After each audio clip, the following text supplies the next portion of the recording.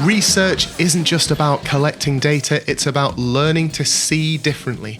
One of the key skills that you can develop as a qualitative researcher is the skill of reflexivity, which is a type of super reflection.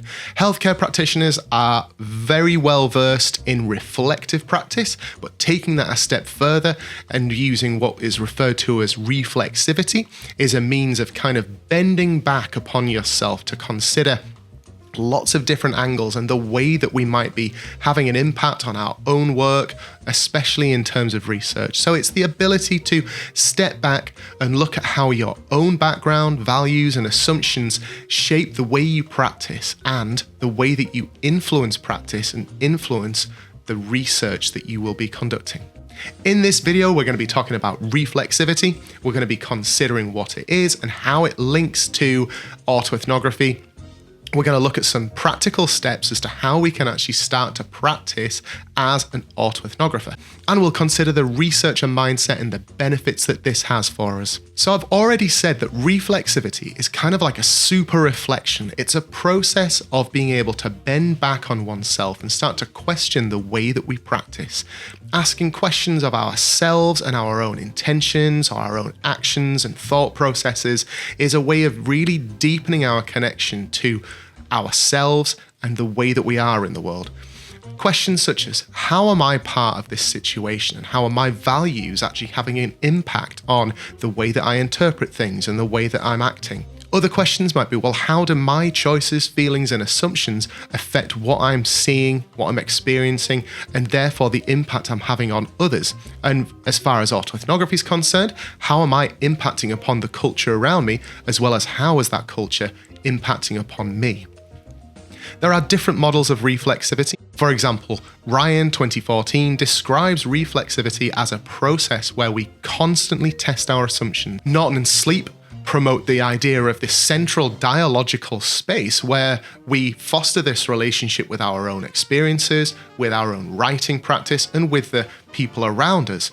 So from here, they suggest these 4 loops that take us through different concepts such as power and influence, our own values, the way that those concepts actually impact upon our own thought processes, our interpretation, and our actions. In my previous video, I mentioned field notes. Now, field notes are a great way of documenting the experiences that we have in practice, so out in the field, while we're in that culture that we want to be able to analyze.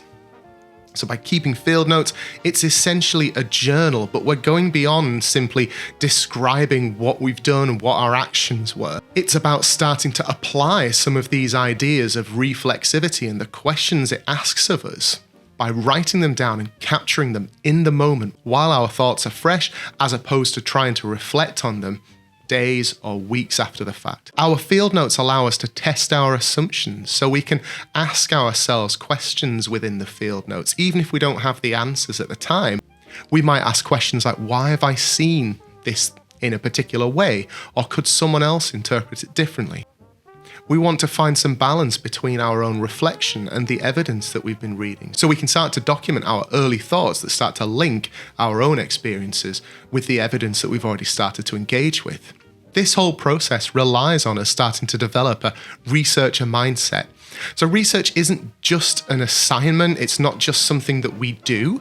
We need to develop ourselves as researchers. So it's a specific mindset that we start to foster. It's about being systematic with our approaches, having a methodology such as autoethnography, although plenty of other methodologies exist to allow us to examine the world around us.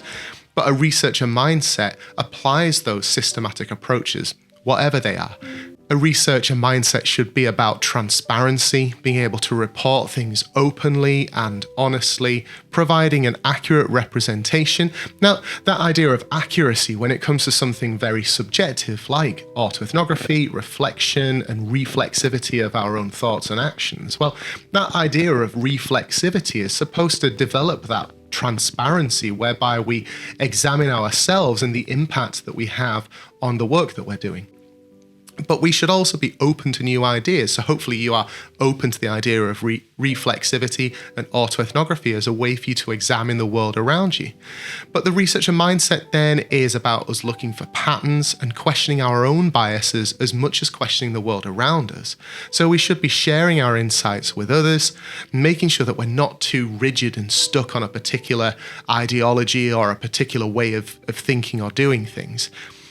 Research itself can sometimes feel isolating. So coming back to that idea of Norton and Sleep and their dialogical space, well, it would be useful to involve someone else within that dialogue, whether that's someone from within the same culture that you're examining. So if that's someone else within your direct workplace or from the same employer as you, or you might share your ideas with someone in your class that you can sort of bounce those ideas off to overcome that isolation that is sometimes experienced by researchers.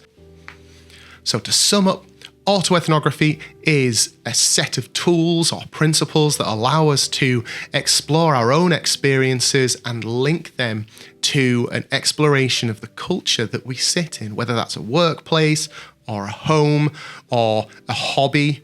It's a way of being part of a culture as opposed to an outsider from it and examining it with a more systematic approach. We've looked at reflexivity and the researcher mindset as a way to try and be explorative and analytical of our own experiences and how we might start to actually build that understanding of our own biases, our own beliefs and assumptions, to then be able to more objectively create links between our own experiences and what we see out in the evidence.